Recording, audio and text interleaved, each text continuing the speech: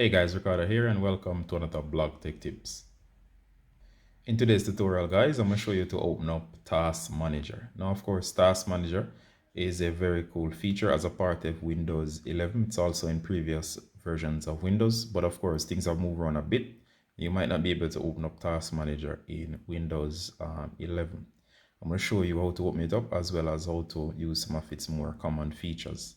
Alright, so as it relates to Task Manager, first thing you do is to get your mouse or your cursor. And one of the easiest ways to open up Task Manager is to rest or over your cursor over the start button. Then instead you're gonna right click, so that's right click. Once you right click, this menu is gonna appear. And if you look very carefully here, you should see the option that says Task Manager right there. And of course you can go ahead and launch.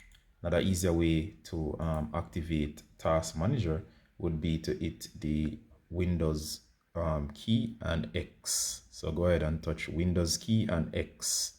So let me show you to do this, Windows key and X, and of course it will appear. Then you can go ahead and select Task Manager. All right, so once you hit Task Manager, you'll find the Task Manager as seen here. Now one of the best part about the Task Manager is that you can see all apps that are running.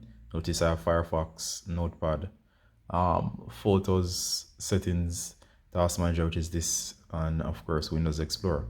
I can also go ahead guys and hit End Task here to close any of these tasks that's running. So if anything that's running, I can close down. You also see all the apps that are running in the background.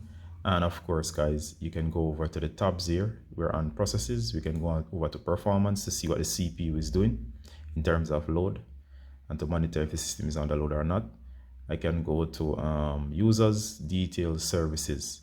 But under here, performance is the best one. Notice you can see what's happening in terms of memory, disk, Wi-Fi, GPU.